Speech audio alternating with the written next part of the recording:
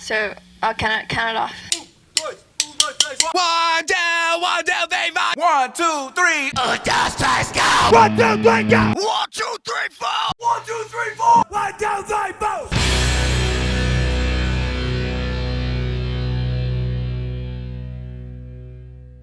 Hello, folks. Welcome back to the rehearsal room. Nick here. Aaron's here. We are going to do another of our infamous dives into an album. This time, one of Aaron and mine, or myself, whatever's correct. It's not an English class. We're okay. Yeah, right. You automatic pass. One of our favorite albums. This is one of the bands that he and I, when we found out we both liked this band, we not just waxed poetic about it, but it kind of strengthened the bond between us. The band being Asunder. Yeah. And the album Clarion Call. A Clarion Call, yeah. So this is a band that I know a lot of maybe older folks know about, especially if you're older, into the heavy music, dare I say, doom scene even. I would hope so. Yeah, right. Because as Nick said, this is one that we very much share. It's very kind of a band that came and went, but in our for the both of us, definitely left a major footprint and impression in our heavy music psyche. Absolutely. Yeah. So as Nick said, it's Asunder, a Clarion Call, came out 2004. Yeah. Life is Abuse, a record label, which I think primarily was like crust kind of sludgy stuff that they were mainly putting out, right? Yeah. Okay. This album sees I'm not great with the last names on there, but Dino Somis? I thought it was Soames. Okay. But let's just say Dino, because I think Dino. he's the most recognizable Certainly. by Dino. Well, yeah. Dino on drums and vocals. You may also know him from, quite frankly, everything else. Yeah, Dystopia, Noothgrush, I think are probably the two biggest ones. Yeah. On guitars was a man named Jeff Evans, who I believe at one point was in a band called Skaven. This is where Dino and him actually had met. They did a split with Dystopia and them. Probably the other biggest member in the band, John Gossert. I mean, the guy Weakling, which is a seminal black metal album, especially from the Bay Area. The band Dispirit, and then kind of one of those bands like you either know them or you've never heard of them, The Gult. I know there's people who know them and absolutely love them, and tons of people who have never heard of them. Right. Kind of another one of those one album and gone people. On bass and vocals, so yes, that's 3 vocalists for those keeping count at home. Britt Hallett. And on this album, they do give him credit, a cello player by the name of Alex Bale Glickman. Yeah. Some other fun facts about this one. One of the great producers, especially in the Bay Area, Billy Anderson, is producing this one at Shark Bike Studios. For those who don't know, Billy Anderson, you're talking about some of the great albums, certainly up in that area, especially Doom, Sludge. You're talking Neurosis, Acid King, Sleep, High on Fire. I mean, if you're into Doom and Sludge and you're into a lot of those Bay Area bands, there's a very good chance Billy has had some hand in either engineering, production, something. You know? Yeah. He's got his hand on the heavy music history for a long time, right? And even the two of the what's their names? I can't believe I'm blanking on one of my favorite Mr. Bungle albums too. Right. So very diverse in his thing, but most people would know him. You think of heavy music, especially come from the Bay Area, it's Billy Anderson. If you will, the kind of the Steve Albini of the kind of stoner sludge, doom scene and up in there. Just for context, as I like to do, some other albums that came out the same year, which is kind of interesting when you think, looking at, this is just from my collection at least, maybe Nick has a few, but you're looking at stuff like Leviathan's Tentacles of Horror, Mastodon's Leviathan, Neurosis's Eye of Every Storm, Sun's White 2 album, Yob's Illusion of Motion. That's probably one of my favorite Yob albums too. Yeah. And this one is certainly a seminal. I'm not a huge fan, but everybody know. I mean, this album was big when it came out. Isis's Panopticon. Mm-hmm. So just kind of context of what's going on in 2004. A lot of really great, again, seminal albums that came out that year. Yeah. I mean, that's that. I mean, if you have those in your collection, you're ahead of the game in a lot of ways. You're set. Yeah. So how'd you come up on this album?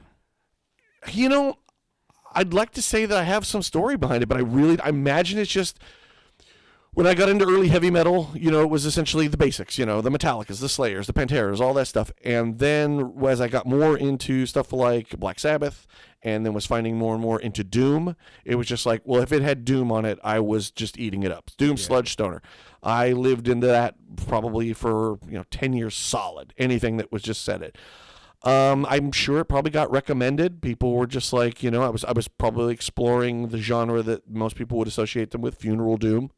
And it was just like, okay, checking them out. And it was just like, one of the things that I think with Asunder is that the moment you hear it, they just really set themselves apart. Yeah. They don't sound like a lot of other things. You hear the influences of other things. Even the funeral doom, we were kind of talking ahead of recording where they're not wrong, but I feel like you shortchanged them with calling them funeral doom alone. Yeah. Yeah. So yeah, I don't really have a story where I found them. It was just definitely one of those ones, though. Once I did, it was like, I need to get this. I need to get this now. And how many more do they have? And I want all of them. Yeah. Again, short band. We're talking about 2 EPs, 2 full albums, and that's about it, right? I think maybe a single or a split here and there. They had apparently they had like an unreleased demo. Yes. Right, and then the last thing I think they contributed to anything was a track on a comp. Yes. In 2010. Was it the I think I'm saying that right? The Thurgotten. Thurgoton? Okay, yeah. Whatever. Yeah. Yeah, they're not gonna. But how about yourself? Is it something you came across or? Really weird. So I started working at a company. This is when I could still see, obviously, and the before times, as they call them. The days of sight. The days of yore. My manager was into Doom. Oh, right on. He still is. Right. But when he found out that I liked heavy music as well, he's like, "Hey, you should check out this band Asunder from the Bay Area." Right on. And he showed me a couple of songs, and this album had just come out 2 months before. Oh, okay. So it was 2004, like towards the end of the year. Right. And he showed me the CD. He let me borrow the CD, and I fucking fell in love from the first echoes of that cello. Well, yeah, no, right? I am a sucker for a cello in general, especially when it's attached to heavy, dark music. Yes, yeah. And to open with that, you're like, okay, the hook is set. Let's keep going. Yeah, totally, yeah. So like when I heard, especially that first song, Twilight Amaranthine, I don't know, something about like that kind of chanted vocals at the beginning. Yeah. Right. And again, the hook sets deeper. Yeah, exactly. Because I was like, I haven't heard this. I mean, I'm sure I've heard it before in other songs, just not in this context. Right. It's like Typo does it in some ways, but it's more of the haunty, spooky. Yep. Not to put it down or say it's comical. It's just they're using it. It's just different. This was like coming from the bowels. Right. You know what I mean? Yeah, and it certainly puts you in a certain mind frame. Oh, yeah. I always kind of got the maybe it's because of the song of the title of the song, Twilight Amaranthine. Like it puts the perspective, like the sun setting and you're in twilight. Okay. The sky is always kind of between that purplish, pinkish, state, and the world is depressing, but it's also an incredibly crushing experience to be just, kind of seeing this, being a witness to this chaotic world, kind of. Okay.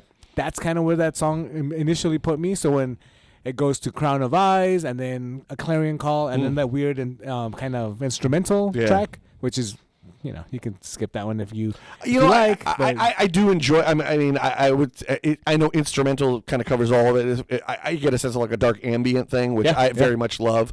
And it's an interesting. The first time I bought it, because I have it on CD. The first time I bought it, song 4, and it doesn't kick in until about 2 minutes in. So I go, what is this? Some fucking data track shit? You know what I mean? Or it's like, is this a secret song? I skipped it probably, I would say the first handful of times. I thought, oh, they're just fucking with you. Yep. And then one time it was just playing and I couldn't get to it. And then all of a sudden I hear some stuff and I go, oh shit, there's a track here, Yeah.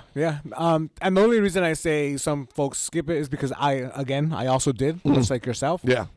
But when it does kick in, it's cool. I'm also a big fan of just like the borderless, genreless ambient stuff. Right. So I wasn't, too turned off by it. But All right, so we start with the Clarion Call, which is maybe 15. I'm sorry, the Twilight and Marathon, which is like about 15-ish minutes. Yeah.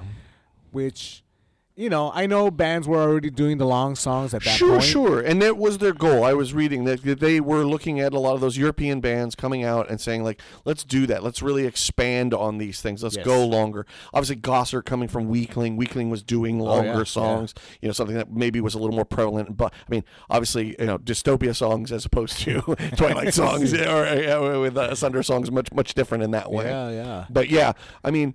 I love that too, that you turn the back of that CD over and it gives you the times for each of those songs. It's just almost like a warning, let you know, in some ways to let you know, hey, by the way, don't worry, I know it's only 3 songs, but you're gonna get plenty. Yes. But also go, hey man, if you're not up for a 12-minute song, you're gonna hate the 15 You're gonna minutes. not like this one. Yeah, and it's cool because like you were saying, Funeral Doom does kind of short stick it with with that type of genre tag because it has everything under the sun pretty much. Well, yeah, right? I just feel like it's got the sludge, Yes. it's got the stoner vibes in a certain way. And maybe that's that, again, you're bringing a guy from Dystopia. You're in that, Bay Area where there's the crust punks, there's the neurosises, there's all that stuff going on. I imagine, and these guys are all coming from different, that stuff.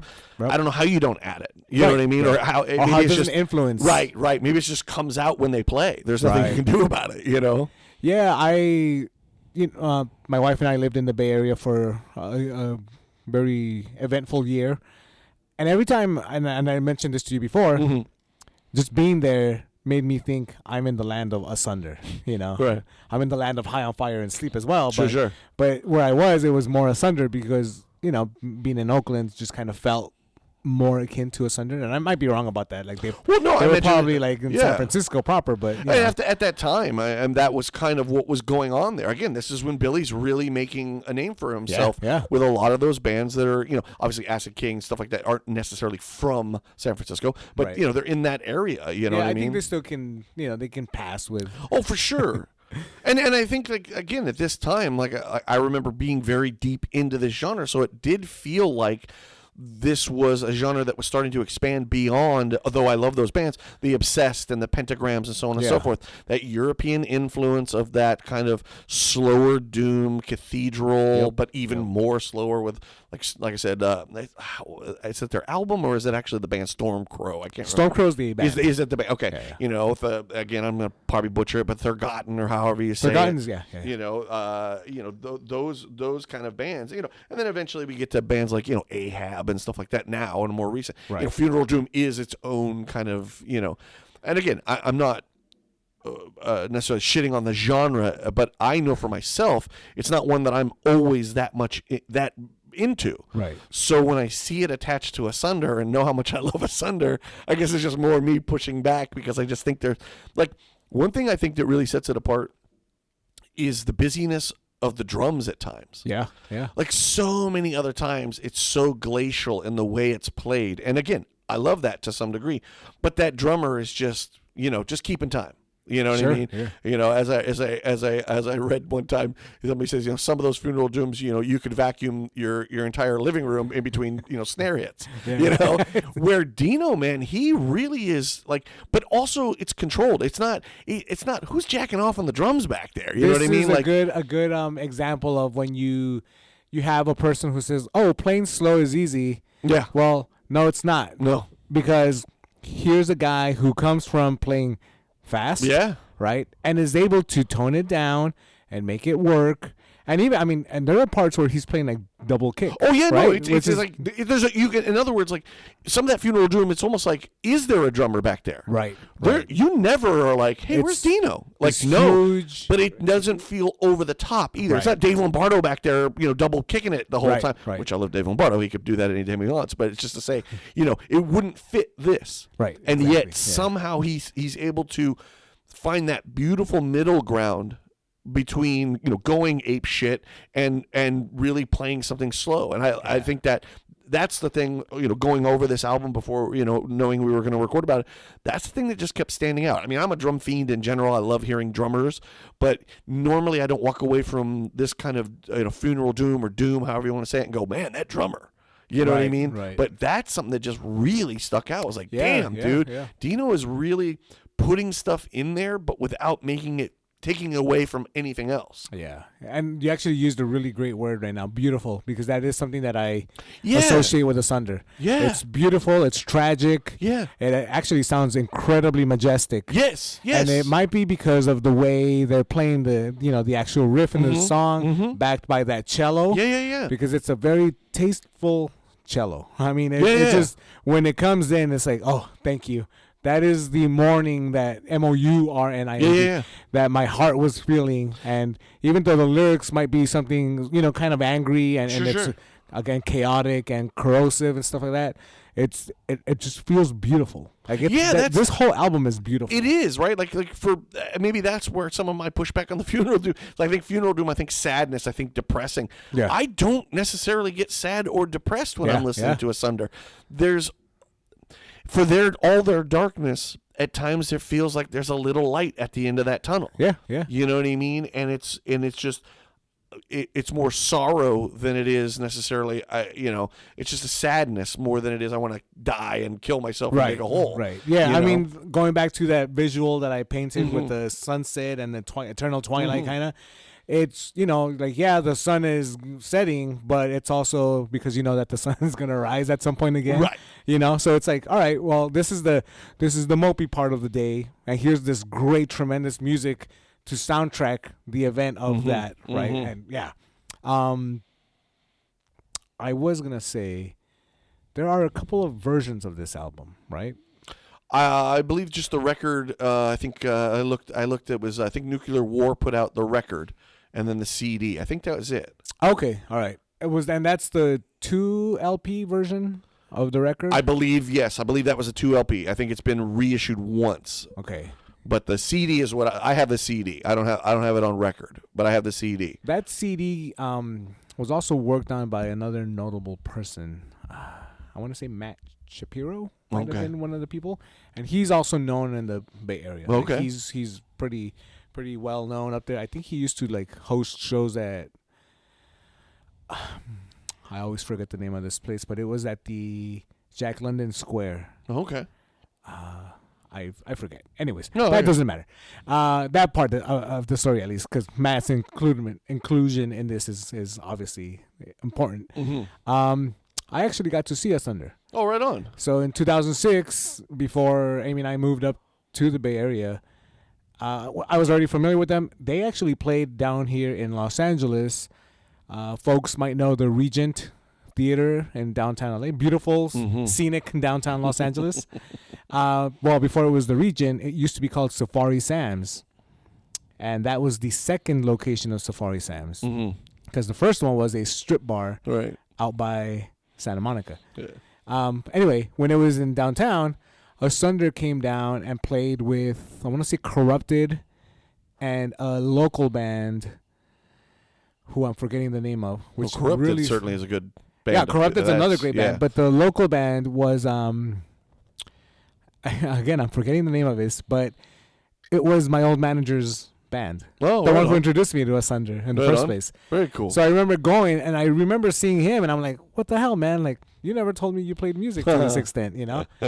And it was a trip just kind of like seeing him there, but I remember watching Asunder, and I came out of that whole evening thinking, I have to make a band like this. I have to make a loud, heavy, slow band.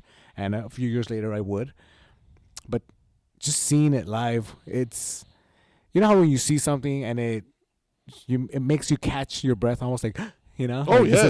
That's what I got throughout their entire set. I would imagine, yeah. Yeah. Like I said, it's the album just, all of their albums just do that for me in a way that Funeral Doom is not, if we're going to put him in that category, it's not one that I'm very much a fan of, which is some people find very weird considering how much I love Sun. It's like, well, if you like that, I don't know. And I couldn't tell you why. I don't have any rhyme or reason to it.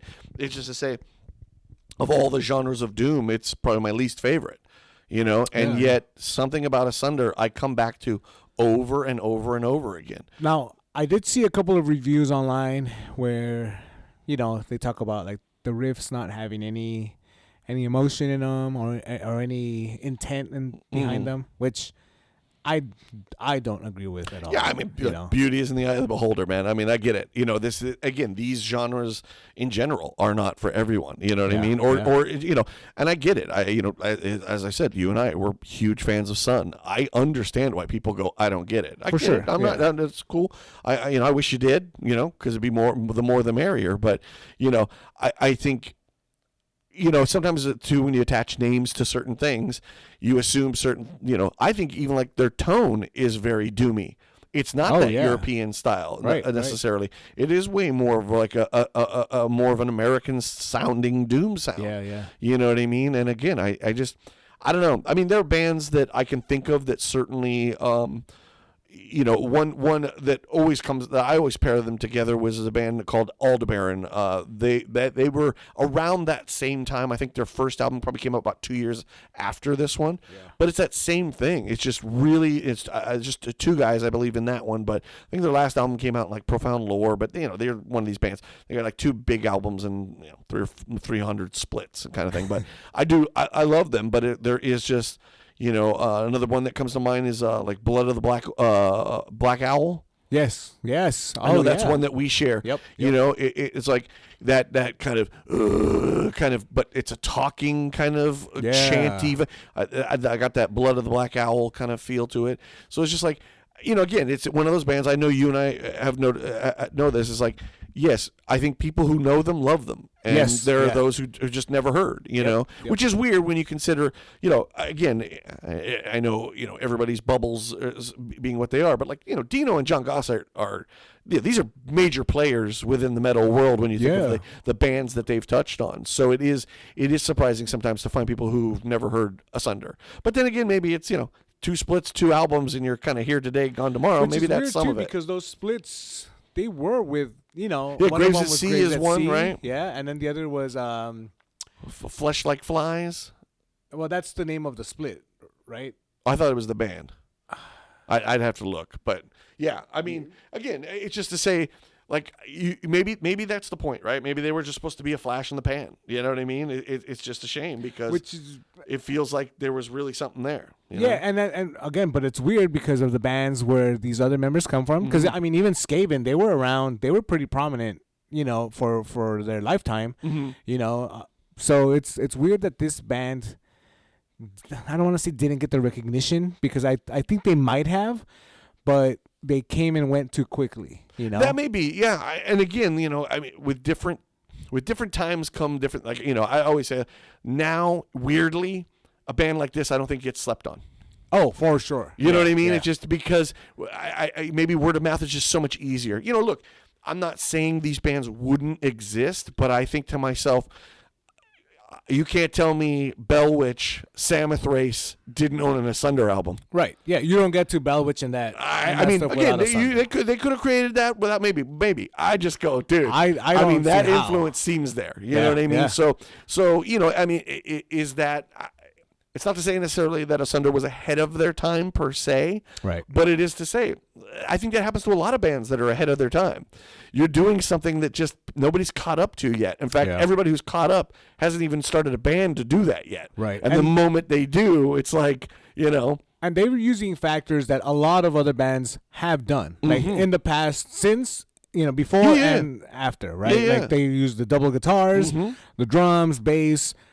People have used the layered, vocals and even the inclusion of a cello. Absolutely. But just the way this band does it, what they say is kind of the sum of the parts, right? Right. Like which, despite some of the kind of well-known with those 2 other guys, not to say that the other guys in the band are, less than, it's just to say, and yet somehow when they came together, maybe you don't put these, there's an ingredient there, I think the bass player leaves for the second album, right? I think one of the guys isn't necessarily, but you just go, who knows, maybe you get the wrong group of guys in there. We don't get Asunder the way we understand them and know them, Yeah, and this is a band, it's a good thing you mentioned that. This is a band that had more than a few people come into the band. Right. They did have another cellist come in, Jackie Perez Gratz, I think is her name. And she has very long resume of bands that were, including ones she's in, let alone ones that she's played on. Yeah, like she's Ludacra, Tribes of Neurot, and Yep. stuff like that. So, and then one of their other guitarists at one point was Seth Baker, who we also know from being down here in a band called Destroy Judas. So I mean that's a fucking quite a bunch of heavy hitters. Well, it going just in tells you, Jesus, all that talent that was sitting in one area. Exactly. Yeah. It's just like that's so amazing, and that's why it's so awesome that these guys. I was reading this like early on. They brought in some guy to play bass, and they said within 2 practices he just decided, I don't think this band needs a bass player, and he leaves the band. You know what I mean? Yeah. And you just think to yourself, and again, Gossard's not an original member, or at least not in the first formation of it. Right. So they see him playing with Weakling, and they're like, hey man, hey, what do you think? And and you just go like, maybe that's why we get Dispirit now with Gossard. You know what I mean? Maybe that's what kind of influenced that. And you just, like I said, I love bands like that when it is the sum of the parts more than it is maybe more than the individuals. That you put those ingredients in that cake, and that's why it tastes the way it does. And I'm sure this happens too, but this also harkens back to that time, because I do remember a time frame when you were able to go to a show, meet somebody, and be like, hey, I like what you're doing. Do you want to jam out? Sure.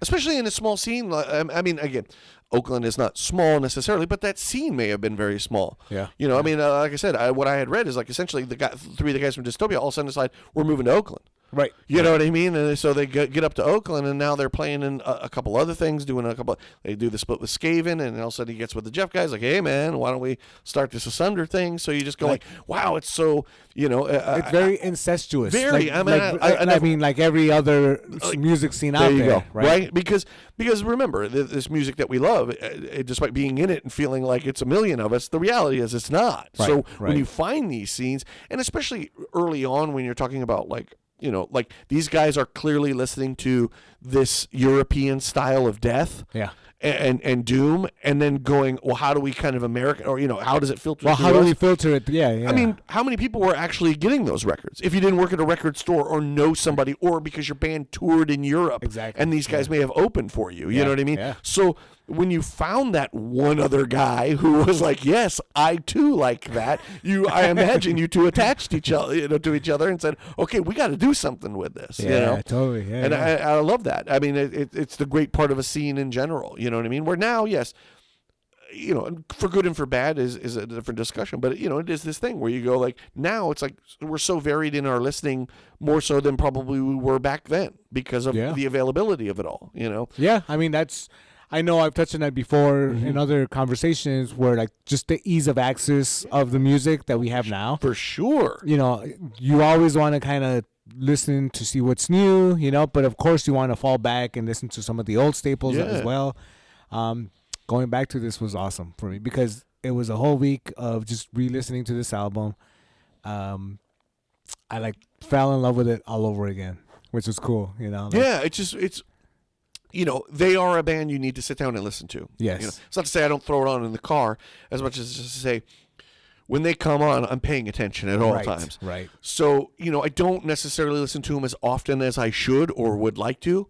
You know what I mean? And, again, it's a commitment. I mean, Jesus, the second album's 2 songs. I think each are almost 20 minutes apiece. Right. So it's like, there's no, like, oh, there's a bathroom break coming up. No, there isn't.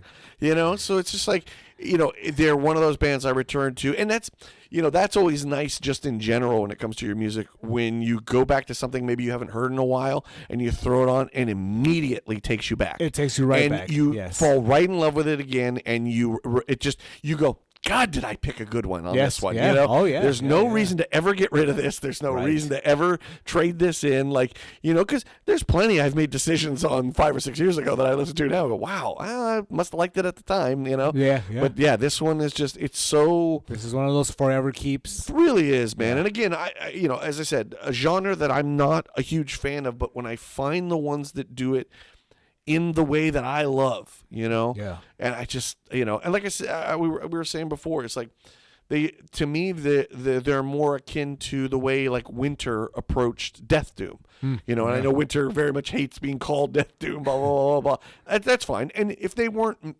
setting out to make Death Doom, that's fine. I'm not, Sure. It is to say, though, you can't deny the influence. You can't deny that, man, it sounds like proto death doom, if you want to call it. However, and it feels like this is the same thing where it's just like, again, yeah, I know you're. If we have to put you in a box, and I don't mind genres, I guess funeral doom probably is the most fit. But doom is fine by me. Atmospheric doom, if you want to call it that, I'm okay with that because it's not pentagram obsessed doom, but they're just such a unique band, and I'm so glad we have what we have, Although I would love to hear that unreleased demo. They just didn't like it so much. They never really. You just think to yourself, well, how bad could it be when you have all this amazing other stuff, Right, especially with the people that were in the band at that point in time. Like it, and I get it. Everyone's gonna be incredibly selective about what they choose to release. Sure. Very self-critical. I mean, I get it. I'm in a band as well, so I know that very, very well. But you have a great fucking track record already, right? It really maybe that's it. Maybe they just really, because you think to yourself, especially nowadays, where you could kind of release anything, and everybody, God, there's always somebody who will pay to print release it and stuff. Yeah, come on, it's just another way to make more money off of Asunder kind of thing. Right, you know what I mean? And you just think to yourself, to stay this long without saying, nah, we're good. We're not going to. Maybe it's because they've looked at what they've done and go, we're too proud of that. We're not going to release something that is going to take away from is also very commendable. Yeah. It's going out on top. Yeah. And we talked about this in one of our previous Sure. podcasts about would you rather burn out, fade away and stuff like that, right? When there was I know people will be able to piece this together. But there was a series of festivals being put on by a certain company that's no longer active, apparently. They finished their run of festivals in Vegas. They started out in Santa Ana, California, down here. I always thought they would dish out the money to get Asunder to play one of those festivals. Yeah. I'm actually surprised, and maybe they did. I don't know. I did read in some places. They didn't say the words bad blood, but when the band broke up, it broke up. Gotcha. Okay. Is how I understood it. Again, I don't know. I don't want to certainly speak for people who I do not know. You know what I mean? In that way. But maybe that, those are sometimes pretty amazing too, where maybe it was kind of a little volatile, and it's like, this is what the volcano erupted and we got all that. Right. But at some point it went, okay, we're just destroying ourselves and we need to walk away. Yeah. And maybe it was just they felt like we did our thing. We made our stamp, Sure, yeah. Look, Dino goes on. I mean, I think he's kind of doing it around the same, but, he goes on to do Noothgrush, which is, again, it's a crustier version of anything that Asunder would do. Obviously Gossert goes on to do Dispirit, which has a lot of Asunder DNA in it. Sure. You know what I mean? Most of the other guys in the band, at least what I could look up, not very active anymore. Kind of all the stuff prior to Asunder and everything after is kind of, nothing that I don't think most people would know. So, it's, why bands break up is a mystery to everybody, sometimes even guys in the band. Yeah, of course. Agreed. but nonetheless, it is this thing, thank goodness they captured it. And, again, if they have the scruples, just go, I hope it's scruples to go, the money's not worth it. We're good. We've made our stamp. Let that stand for itself. Or maybe they're just like, I can't stand it. And there's no amount of money you can give me. Right. I can't. I know we're 10 feet apart on the stage, but that's still too close. Right. No, can I swing a guitar and hit him? I mean, I'm glad that, the introduction was this album because it's a fucking masterpiece of an album. It really, really is. I think for me, it's a 10 out of 10. Especially when I consider again what it would fall into for sure, because I never find myself bored. Right. Never. There's a lot happening in it. It's varied enough. Again, 3 songs that you could easily, a lot of them do that, where it feels like it's almost like a theme for the album. So all the songs are going to feel this way. Right. And, obviously, they're all Asunder songs, but nonetheless, they feel varied enough that it keeps your attention. And it's just, again, very special band. And thank you for that shit, man. Like I said, it was great to come back to this because, again, They're not one, again, it's just, okay, here we go. My car, my ride to and from work is only so long. You know what I mean? So Let me go on the block a couple times. I'm going to be late, boss. Yeah. I got Asunder in the car. Totally understand, my friend. Oh, we get it. We get it. A Clarion Call, I'm doing it myself. Say less. Yes. So it just, amazing band, a great group of people that it just, go on to do a lot of other great things, which I would definitely encourage people to check out also. Youth Crush, Spirit, Weakling, all that stuff is amazing. And again, as I said, I would say if you're looking for stuff that kind of in that same vein, Aldebaran is definitely the first one that comes to my mind. Blood of the Black Owl. Yep. Much more of an acoustic doom. In fact, first time I ever found them, I think the thing said, imagine if Neurosis just lived in a forest. And I thought, I'm in. Same, yeah. But just, great band. I definitely think if you're into this style of music, you should definitely go back to them if you have not heard them. I would be surprised because the prevalence of bands like Bell Witch or unfortunately not anymore, but at one time, Samothrace. Yep. I figure if you're into that, then there's no reason you wouldn't love Asunder. For sure. Do you have a favorite My song? favorite one would be Crown of Eyes. Oh, yeah. I think that's the one that sticks out the most every time I hear it. They do. If you're gonna stop and let a growly vocal go and then boom, boom, boom, boom, boom, come back in. Again, the hook. Now I got 5 hooks in my mouth. I'm eating it all. You know what I mean? Put me on the wall. You got me. Yeah, put me on the wall. I'm your trophy. It's over.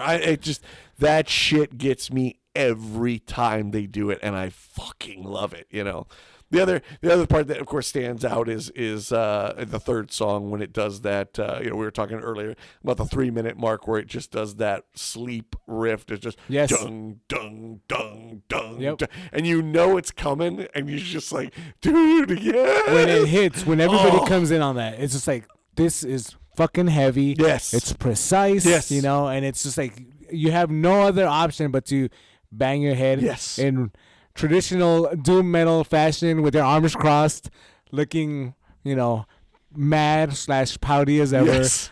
Yes. Yeah. But yeah, I would say Crown of Ice. That's the one that I look forward to every time. Real quick though too, you mentioned lyrics. I'll be honest, this is the first time I've actually looked at the lyrics. Right. As we discussed in a previous podcast, I'm not the biggest lyric guy necessarily, especially when it's kind of deathy vocals anyway. Like, who cares? I did look at those. Man, the lyrics are as epic as the music. Fucking poetic. They really are, and they have a little, which again, I'm not surprised. I got the sense of a little sword and sorcery in it, a little. A little bit, yeah. It does seem, hints of it.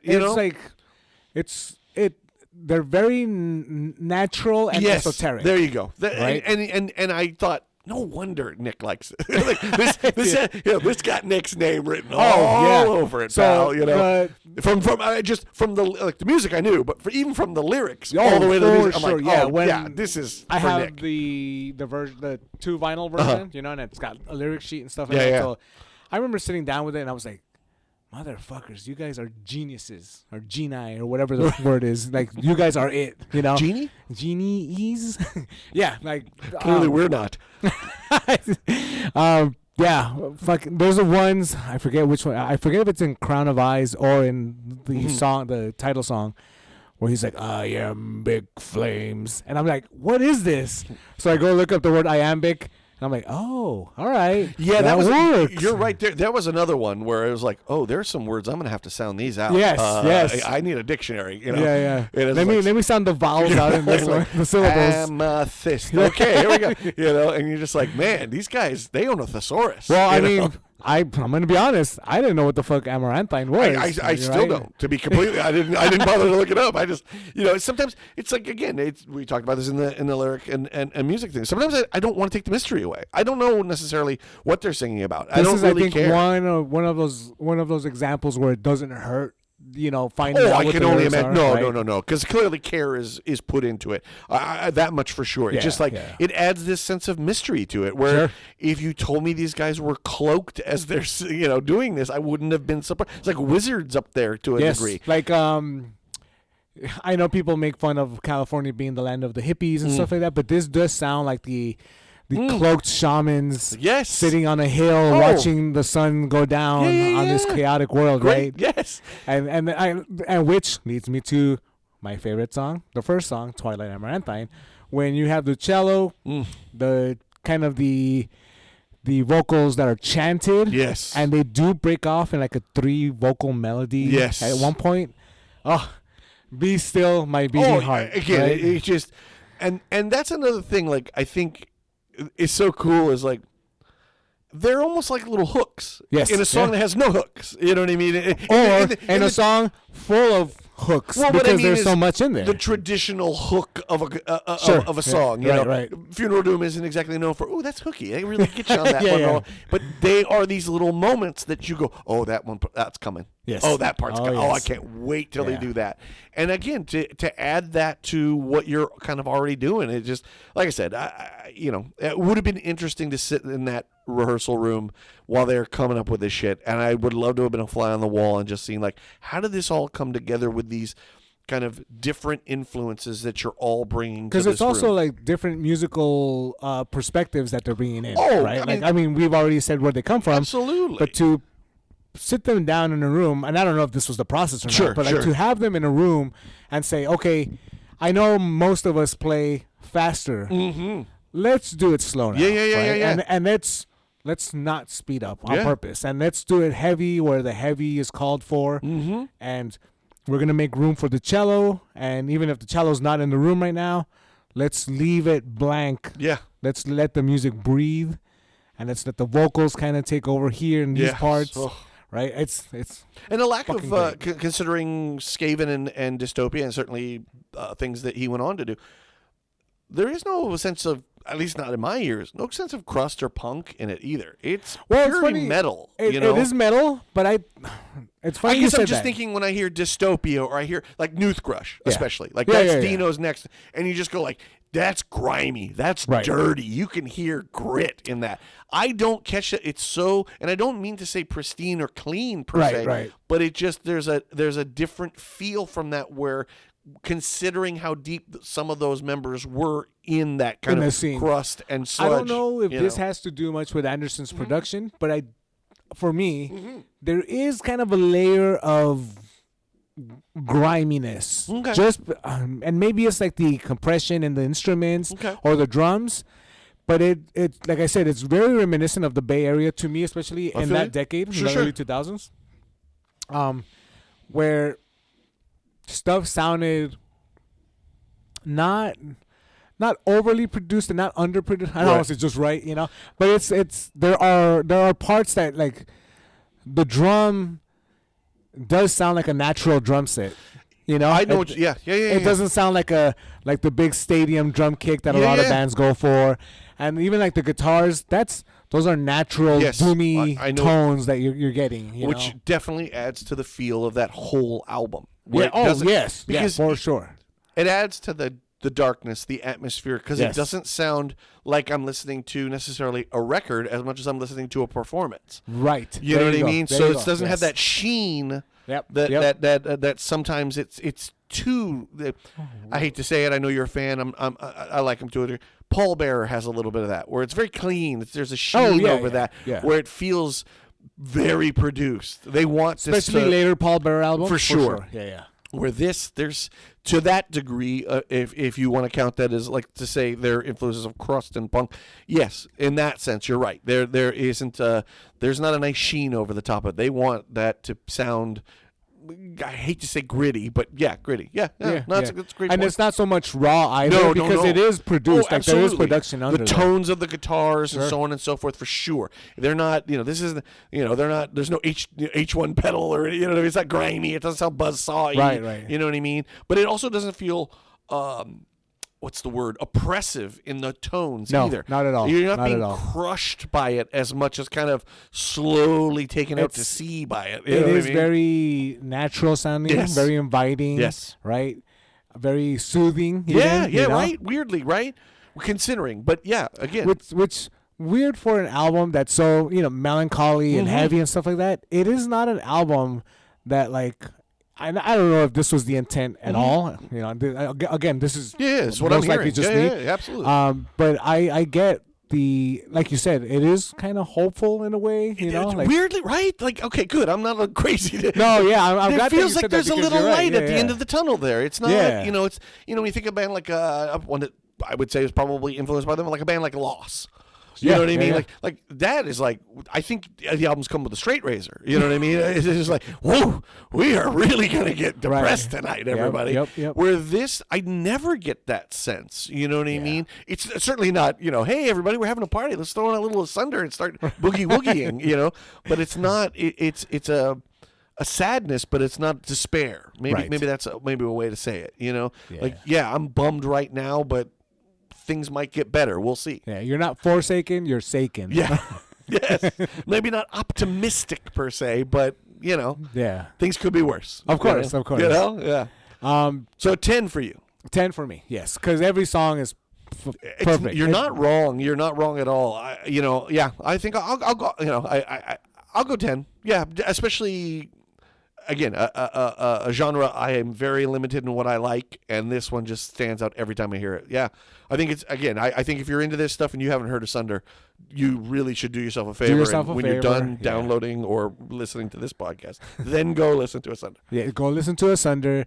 They do have other releases. They have a second album, split with Graves at Sea, and then the one with... I looked it up. It is. It's Flesh Like Flies? Okay, all right. Yes. I'm sorry. Like Flies on Flesh. Like Flies on Flesh. There you go. That's it. There it is. Yeah. Both are, by the way, both those splits are fucking great. Great. Yes. I mean, that Graves of Sea song is fantastic, but again, this is also, they're contributing songs like that to a split. Holy shit. Which Graves at Sea, I don't know. Are you a fan of Graves at Sea? There's stuff that I like about it. I like them a lot as well. Right on. Always reminded me of like the second coming of Burning Witch. Oh, interesting. Okay. Just yeah, because of the vocals. Yeah, they always had that kind of like the raspier, high. That southern kind of feel to them. Yes. Yeah. Where all that there's, I can't, of course I'm blanking on any other band like Wake, although they're much more epic. But what's that one? It's an animal. Anyway, yeah, a lot of those southern style kind of sludge. But yeah, the griminess, the crustiness in a Graves of Sea is that's evident the moment they pick up a guitar. Yeah. So I know there are various avenues where you can find Asunder still. For the most part, they are on YouTube. Yes. Right now, I believe Profound Lore put out their last album, so it may be on their Bandcamp. Yeah. So check out the Profound Lore Bandcamp and see what Asunder is available there, and then make your way over to YouTube. Look up A Clarion Call. You will be doing your ears a favor. Yes. It's just a little under an hour, maybe 58, 59 minutes. I think so, yeah. For the 4 songs, but it's going to be one of the best investments you contribute to your musical growth. Absolutely. Absolutely. So with that, what are you watching? Let's see. Still continuing with my Sopranos. Very much loving that over and over again. The Rehearsal and Last of Us continue to be our Sunday night with the family. John Mulaney show, still loving that. Watching an interesting little documentary about the hunt for Osama bin Laden and how that all went down. Yeah, it was interesting. I can't say I learned anything new. We've heard these stories 1,000 times, kind of thing. I think some of the more interesting parts were they actually talked to. Most likely, these are people that Zero Dark 30 they were based on. So these are CIA operatives that had been, as we know now, many of them had been warning presidents and others that, hey, there's something going on. We really should be paying attention to this guy, despite people going, what can he do? He lives in a cave. Well, we're about to find out. That was very, very interesting to hear. Also very interesting to hear how many of them, at least on this documentary, finding out what we were doing at Guantanamo and said, well, I'll see you later. This is not what I signed up for. Torture is not something America should be doing, which I was, thank you very much. Glad to hear that, That was pretty interesting. One that I was very interested in, and I watched, I think it was a BBC thing, but it was on Netflix. It was a documentary about ABBA.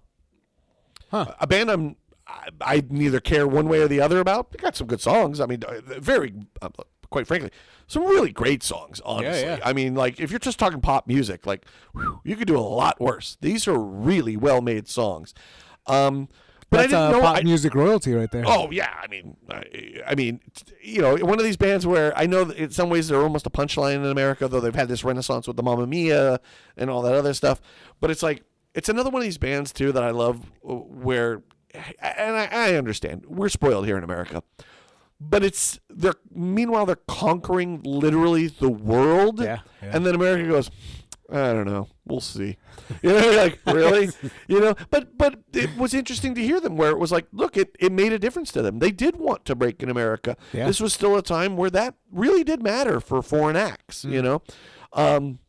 Yeah, just very interesting in general of a band I didn't know much about, and a lot of archival footage, so that we're able to go through it. So you had interviews with them speaking. It's one of this new style documentary where you never see the people talking. They're always showing you stuff that was happening at the moment. Oh, like the voiceover? And the people are talking either over it or it's the actual interview itself. Yeah. So that was really cool. I gotta say, a band again that I neither here nor there on.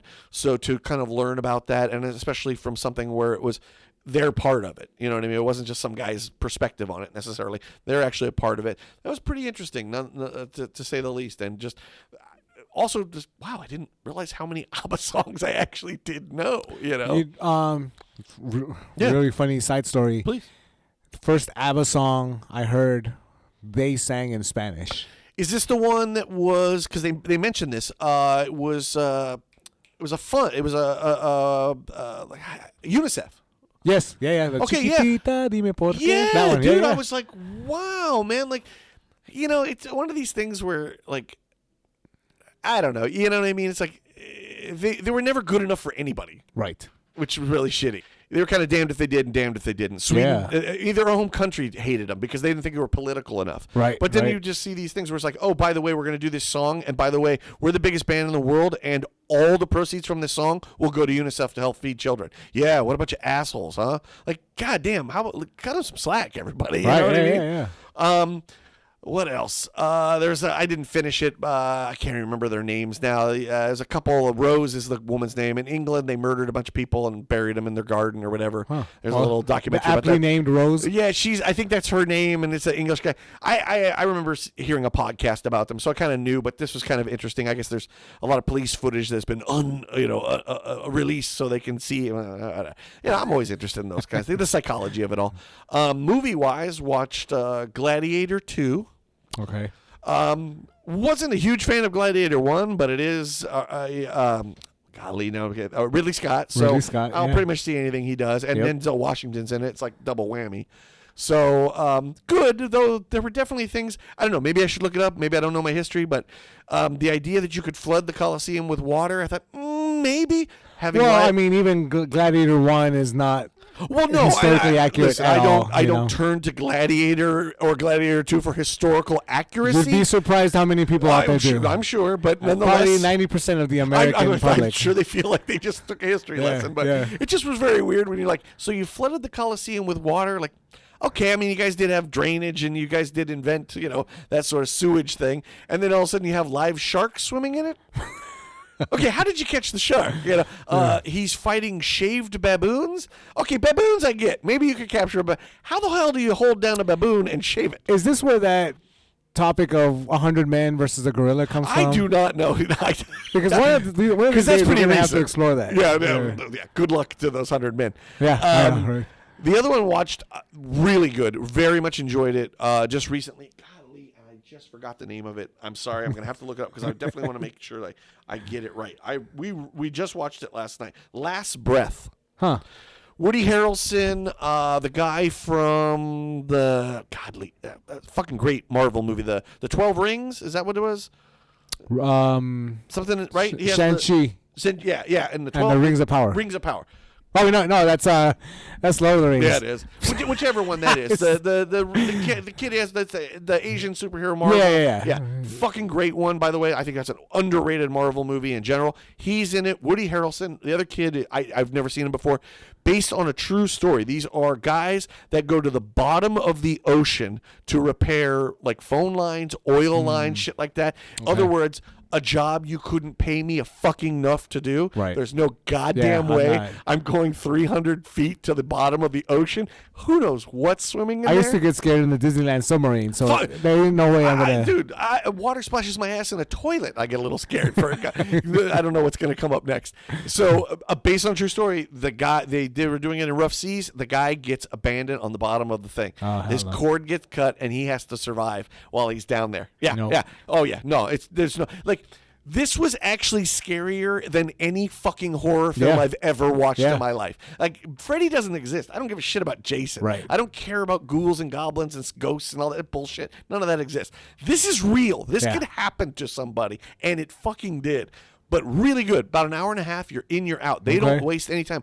It's shot in a way that's almost like a documentary, which I found out later. The guy actually who directed it directed the documentary about this also, which I had never seen. But so you get that kind of feel like you're really in it. And also, I also walked away from it going, I want to learn more. I'll never do it, but I want to learn more about how this goes down, man. Like, they have to pressurize in these weird little hotels that they build in the ship for like so much time, and then they have to depressurize for 4 hours.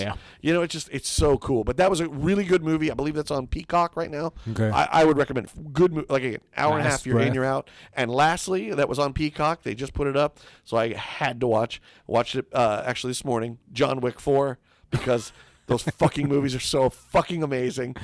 To make 4 and all of them be great, to me, is amazing. You know what I recently learned? All of the John Wick movies take place in a time span of 3 weeks. Yeah. Oh, yeah. Right? It's like, what the fuck? Yeah, because, I mean, there's that one that literally picks up from he's shot, he's at the doctor. Yeah. It's so hard to do these things. Like, The Equalizer is a great comparison. I was talking about the guy at work. I love the first Equalizer. The second one's good. The third one, you go, all right, so I get it. You got the band back together and you're having fun, but it just doesn't. Right. For them to do 4 and they all hold up. I love every one of them probably equally, though that first one will always have a special place in my heart. Yeah. But it's just like, man, I could watch those all day long. The fight scenes are just so fucking incredible. The way they pull them off. This is the one with the blind swords guy, right? Yeah, well, this Johnny is the other Yen? part. Yes. He which, by the way, 2 roles where he plays a blind, essentially, samurai. Yep. This and Rogue One. Rogue One, yeah. But what I love about this one, too, is like, they knew this was going to be the last one, and they went, fuck it. We are throwing all of it at the wall. We're going to bring in tons of people that you know. Like, I do not think it's accidental for lots of reasons, but that they bring in Clancy Brown to play a member of the table who was in Highlander, which I definitely think that's a little bit of a nod. Yeah. You know what I mean? Yeah. You know, just like when they do the girl on the radio. And it's like, well, this is the Warriors. Yes. It's even a black woman. You know what I mean? Like, I love that stuff. And they're not afraid. They've admitted it. Like, yeah, the motorcycle scenes where they're fighting, yeah, we took that from Lady Vengeance. We saw that and said, we want to do that, you know?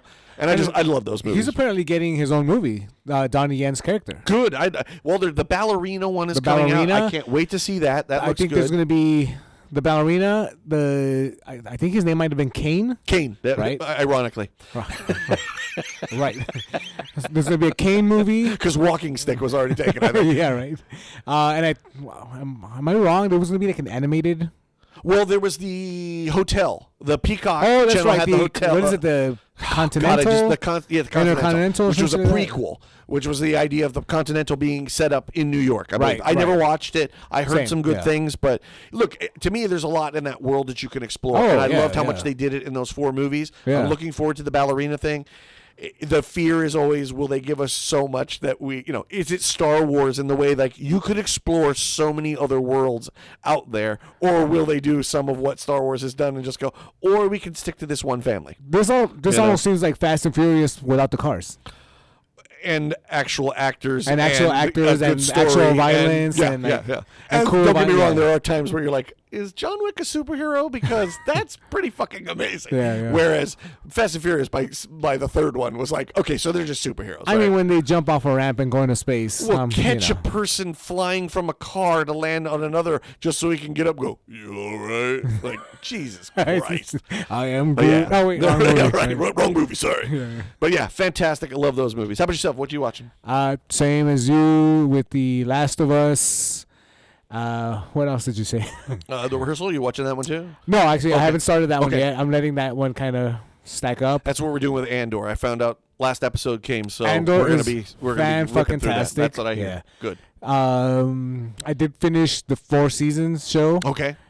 Wow. Okay. What a fucking show. Good. So the ending is fucking wow. I'm Yeah. looking forward to it. Yeah, and it's especially if you're like a married person such as yourself and our audience today. It's got some questions which not everybody has to deal with, but when the questions are posed in the show, I'm sure there are opinions already. Okay, so it's kind of it was a cool watch, and because it's got Tina Fey and Steve Carell. Yeah. Again, I just thought 30 Rock and The Office, right? Yeah, So- it's got that other guy too. Last Man on Earth. He was on SNL. Yes, I love Will him. Forte. Yes, Yeah. I will watch anything with Will Yeah, Forte. he's fucking great in Oh, this. MacGruber, by the way, MacGruber, is one of the most underrated fucking comedies Which of all again, time. rest in peace, Val Kilmer Oh, as maybe- Cunt. Yes, maybe one of the best. I go so far as to say probably one of the best pound for pound laughs a minute SNL skits to a movie ever, and that's a guy who loves Wayne's World. Yeah, but yeah, when you talk about just joke per minute, It it doesn't even compare. I will agree with that. Anyway, so okay, good to hear. Those 4 seasons good. I rewatched. I'm actually just wrapped up with a 1,000th rewatch of Heat. Which I'm not one day we're going to have an entire episode dedicated to this movie. because I won't end. Yes, but it's such a fucking perfect movie. It really is. There are no dead moments None. in it. Everyone matters. Yes. There's no wasted camera time No. like on anybody. Every fucking line hits. Michael Mann's a genius in that. It's Yeah, just, yeah, Oh, yeah. It's such a fucking great movie, and I can wax poetic until our heads this fall would be a off. 3-hour podcast just on that alone. But he was the last thing I watched, Right on. and then maybe because I had Val Kilmer on my mind, I did Nothing wrong with that. rewatch The Doors, Oh, which Ooh, okay. not very accurate No, either, no, but no. it's such a fun movie. It- He's great in it. He's great in it. Everybody in it just, I really love. I mean, that's when Oliver Stone at that time is kind of at his peak. Yeah. Yeah. I mean, I don't know how far away JFK was from that. I think but it's the next one. I believe. yeah, right, That's yeah. why I love always. People always say, what has more truth in it, the JFK movie or The Doors? And JFK weirdly feels like it's actually more truthful, despite right. all the conspiracy theories. Exactly. Yeah. But The Doors it's Fantastic fun. movie. It's a goofy movie, but it's really fun. It's well made. It's just a well made movie. I fucking love that they included my absolute favorite Doors song in it, which is "Not to Touch the Earth." In the one scene when Pamela is kind of off with that French guy. But yeah, again, the fucking Doors is great. Great movie. Heat is fucking great. So, but yeah, that's what I've been catching up on. Right on. Cool. So, folks, again, check out Asunder wherever you can. Please. You'll be doing yourselves a favor. And if you have any recommendations on stuff we might be able to check out in the future, give us a shout out. Hell yeah. But until then, we'll catch you next time. Take it easy. Hey, folks. Thank you so much for checking out the rehearsal room. We super appreciate you spending time with us. If you have any questions, comments, or want to yell at us for any of the takes we've expressed in any of these episodes, you can contact us by emailing us at therehearsalroompod@gmail.com. All one word, therehearsalroompod@gmail.com. We're also on Instagram, Facebook, and now on Blue Sky. Also, if you have any recommendations for any movies or any bands you might want us to check out and give a listen to, feel free to send those in. We always accept submissions. Or if you have any shows coming up that you feel we might be interested in checking out, let us know and we'll give you guys a shout out. But thank you for checking us out, and we'll catch you next time.